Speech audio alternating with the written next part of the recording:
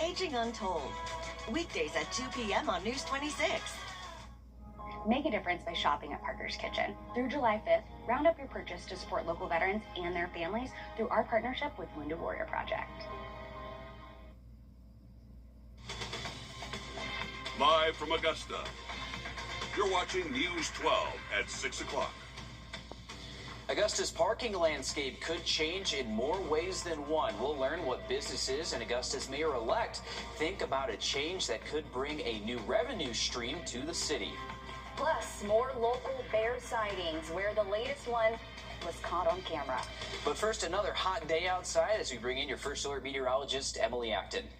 Yeah, it has been a warm afternoon, and again, we probably could go ahead and say hot. High temperatures reach the upper 80s, low 90s. We are seeing a few showers all across the southeast, but a few showers in our area here in the CSRA. I will say one thing that's really helped us out today, feeling more comfortable, is cloud cover. We've seen a decent amount of cloud cover as we've gone throughout our afternoon, so helping the temperatures a little bit, but we have a very warm weekend in store. I'll talk more about it coming up.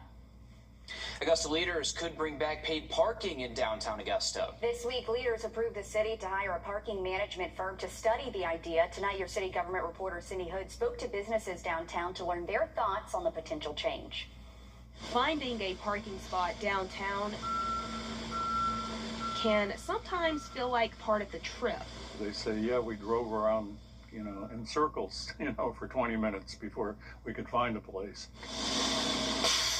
It's clear construction has already changed how customers get to many downtown businesses. Try to be as positive as I can, but it has created a lot of boundaries and barriers for both the client experience and the overall business experience. Finding a parking spot in downtown Augusta may feel like luck for some people, but city leaders want to know if there is a better way to manage it, and they are just beginning the process of finding out what that looks like.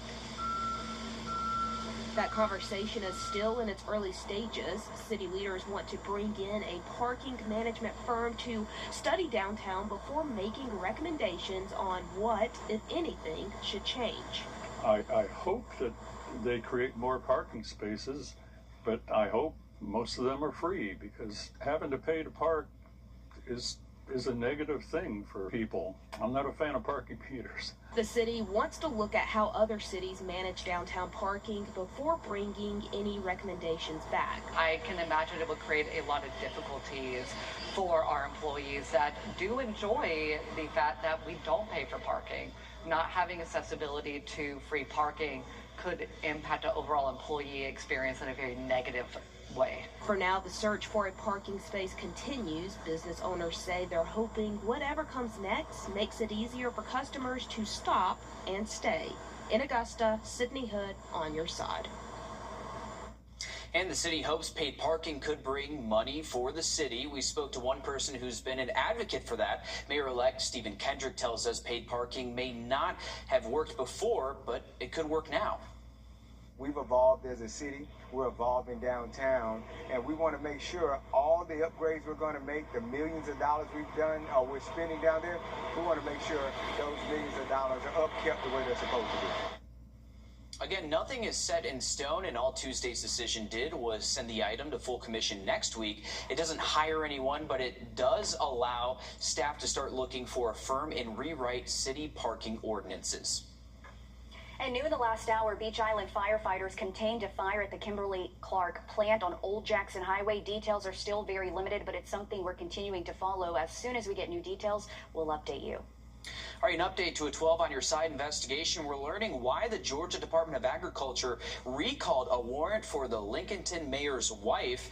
Now, this was all after she shot and killed a cat up there. A spokesperson says the investigation did not establish that the animal suffering was intentionally caused, and now the case is closed.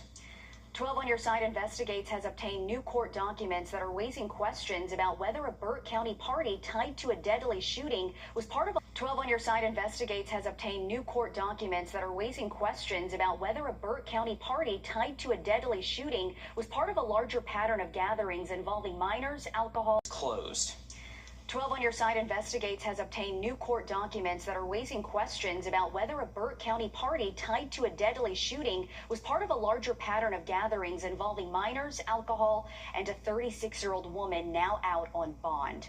Keisha Montero is charged with furnishing alcohol to underage drinkers and contributing to the delinquency of a minor. The charges are linked to a party in Burt County where a shooting killed 22-year-old Jordan Butler. Deputies charged 16-year-old Joshua Gordy with murder. And Will, you've been working on piecing all of this and putting it together. That's right. And tonight we can now show you piecing all of this and putting it together. That's right. And tonight we can now show you flyers and social media posts. And these are some of the cases that investigators are reviewing and suggest that the party where that shooting occurred may not have been the only one tied to the same woman, minors, and alcohol. In response to a request for court records, we obtained an investigative report that includes new images giving us a closer look at the evidence law enforcement has gathered in the case against 36-year-old Keisha Posado Montero. Montero is charged with furnishing alcohol to people under 21 and contributing to the delinquency of a minor. Warrants say the shooting happened at a party investigators say Montero hosted at her home. The incident report references a flyer that lists Montero as a host for a birthday celebration, which was included with the incident report. Among those files, another Snapchat image shows several people gathered around an RV. In those images, there appears to be a beer pong drinking game setup and alcohol on a table. Investigators say the post came from an account called Pixie, a name the Burt County Sheriff's Office incident report says Montero goes by. Another Snapchat post in the incident report advertises what is described as a hangover kickback in Waynesboro. That flyer says there will be boys versus girls beer pong and BYOB, bring your own beer. In the report, police also say there were several young-looking people and what appeared to be alcohol. A separate flyer from the incident report advertises a kickback at Ellison Bridge near Sardis. And in another Snapchat post, investigators say Montero wrote, "Party tonight at my house, beer pong, drinks, food." Investigators also say photos and videos posted by Montero on social media involve several minors with alcoholic beverages in hand or standing near a beer pong table with beer cans. Deputies say several minors ages 15 and up admitted being at the party and being given alcohol. According to deputies, those minors said alcohol was purchased or given to them by Montero. Many of the juvenile witnesses also told investigators they had been drinking or were drunk and said alcohol sparked the fight that led to the deadly shooting of 22-year-old Jordan Butler. Butler was taken to the hospital that night where he later died. 16-year-old Joshua Gordy is being charged as an adult with Butler's murder. Now, Montero is out on bond. Her bond conditions include wearing a GPS tracker and being monitored for alcohol. She is to have no contact with anyone under 18 years old who is not her natural-born child, no contact with witnesses, victims, or their families, and to stay away from schools, churches, daycares, and playgrounds. The Burt County Sheriff's Office tells me that their investigation remains active and more charges or arrests could be possible. A viral video going around of a woman's arrest from last Friday sparked a statement from the Richmond County Sheriff's Office. They say the video doesn't paint the complete picture. Deputies responded to a convenience store on Wrightsboro Road near the Augusta Mall after employees reported a disruptive woman. Employees say the woman approached them in a threatening manner, following them into an employees-only area. Deputies say they asked the woman to leave, but she refused, saying she would if the store manager told her to do so. The video shared online begins when a deputy went to their patrol car to get a notepad. The woman was arrested for criminal trespass and disorderly conduct. We've reached out for an incident report. Tonight, Augusta's Homeless Task Force met at the Kroc Center, a group born. Still to come, more Columbia County neighbors are reporting black bear sightings right in their backyards. We'll look at videos resurfacing and new reports coming up. And looking at the radar, we're seeing a few isolated pop-up showers, but most of us will continue to stay dry. I'll have a look at what's in store for your Friday and weekend coming up. Time in 10, sponsored by Riverside Heating and Air. For comfort you can count on, call Riverside Heating and Air. Join our Riverside Comfort Club with regular HVAC maintenance starting as low as $15 a month, plus 10% discount on all repairs. During the Rooms to Go July sale now at Rooms to Go Kids.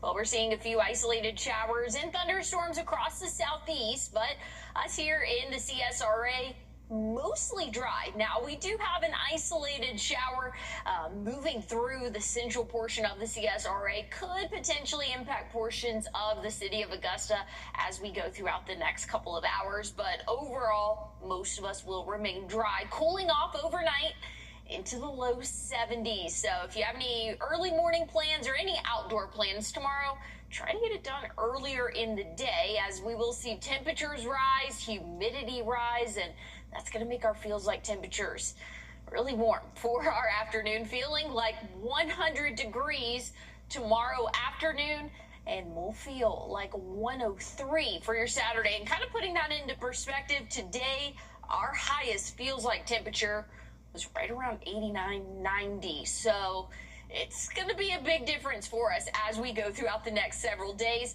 Once we get into our Sunday, feeling like 105, 106 potentially for your Monday. Monday, we're all going to be in the same boat of seeing those triple-digit feels like temperatures, and that'll continue into our Tuesday as well. For most of us, right around 99, 100. Again, for those feels like temperatures come Tuesday, the heat is just going to continue on throughout the week next week. A few showers possible overnight tonight, but better rain chances tomorrow afternoon. Scattered showers and thunderstorms for the southeast. Saturday, a few hit or miss showers possible anywhere from 2 to 4. And then we'll see some heavier rain move through around dinner time Saturday. Sunday, looking mostly dry, so not a bad forecast for our weekend. We'll just have to keep a close eye on those storms that move through Saturday. We do have a marginal risk. It's a low-end threat, but something we'll continue to keep an eye on. So just know a few showers possible for the start of your weekend. We'll keep low rain chances throughout the week next week, but warming up into those upper 90s starting Sunday. Thanks, Emily. Take a look at this. More bear sightings are reported in Columbia County, and other videos are resurfacing days after we told you about a black bear caught on camera in Grovetown. Now, this is video from 3 weeks ago when a Grovetown neighbor off Annie Laurie Drive says this bear stayed in the area until the next day, eating their chicken feed, but thankfully did not eat any of their chickens out there. Yeah, that's the good news. Last night, the Columbia County Sheriff's Office got a call about a possible bear in the woods of Flowing Wells Road, but they did not find one. So on Facebook, there have been a lot of sightings of bears. I don't know if it's the same one yet. Maybe DNR knows, but yeah, we've seen a lot of people with videos and pictures of a black bear in the neighborhood of Grovetown. So if you have any pictures, send them in. We'd love to see them. But interesting, we have some bears hanging out around here. Check your cameras, that's for sure. All right, June is PTSD Awareness Month, and we're highlighting the service of it. On this day in 1938, the Fair Labor Standards Act of 1938, which set a minimum wage, guaranteed overtime pay, and banned oppressive child labor, was signed into law by President Franklin D. Roosevelt. On your sideline, sponsored by Chandler Law Firm. Big night for the red, white, and blue. The United States is not. Looking at our 3-degree guarantee, we forecasted 90 for today, actual high 89, so $50 more going to Compass for Hope. Your news, your way. Download the all-new WRDW News app today. Right now, buy a new Honda Ridgeline.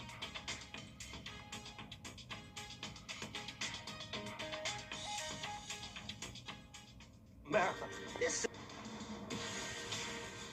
This July 4th, bring the celebration home. It's the Rooms to Go July 4th sale. Celebrate big style and even bigger savings on everything from single pieces to complete room packages. Whether you come in for one thing or everything, you're walking out with a win. Style, value, and savings. Plus, amazing interest-free financing. It's all right here during the Rooms to Go July 4th sale. And Consumer Cellular